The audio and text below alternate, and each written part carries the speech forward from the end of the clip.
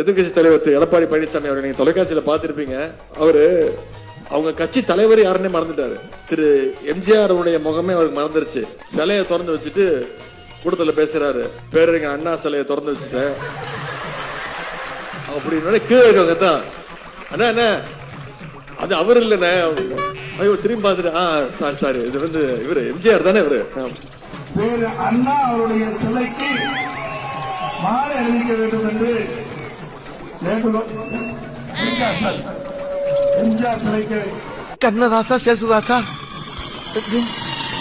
ஐயோ பாவம் அவரே கன்ஃபியூஸ் ஆயிட்டார். ஒரு கட்சியை மறந்துட்டாருன்னு பார்த்தா கட்சி தலைவரையும் மறந்துட்டாரு. ஏன்னா இப்ப அவருக்கு தெரியறதெல்லாம் வெறும் அமித்ஷா முகம் மட்டும்தான். எம்ஜிஆரை பார்த்தா கூட அவருக்கு அமித்ஷா முகம் தான் ஞாபகத்துக்கு வரும். அப்படி ட்ரெயின் பண்ணி வச்சிருக்காங்க பிஜேபி. எதிர்கட்சி தலைவர் திரு எடப்பாடி பழனிசாமி அவரை நீங்க தொலைக்காட்சியில பாத்திருப்பீங்க. அவரு அவங்க கட்சி தலைவர் யாருன்னே மறந்துட்டாரு. திரு எம்ஜிஆர் உடைய முகமே அவருக்கு மறந்துருச்சு. சிலையை திறந்து வச்சுட்டு கூட்டத்துல பேசுறாரு, பேரறிஞ அண்ணா சிலையை திறந்து வச்சுட்டேன் அப்படின்னு கீழே இருக்கவங்க தான் அண்ணா என்ன அது அவர் இல்லண்ணே. ஐயோ திரும்பி பார்த்துட்டு சாரி இது வந்து இவரு எம்ஜிஆர் தானே இவரு. அண்ணா அவருடைய சிலைக்கு மாலை அணிவிக்க வேண்டும் என்று எம்ஜிஆர் சிலைக்கு கண்ணதாசா சேசுதாசா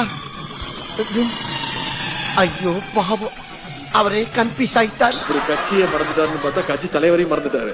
ஏன்னா இப்ப அவருக்கு தெரியறதெல்லாம் வெறும் அமித்ஷா முகம் மட்டும்தான். எம்ஜிஆரை பார்த்தா கூட அவருக்கு அமித்ஷா முகம் தான் ஞாபகத்துக்கு வரும். அப்படி ட்ரெயின் பண்ணி வச்சிருக்காங்க பிஜேபி.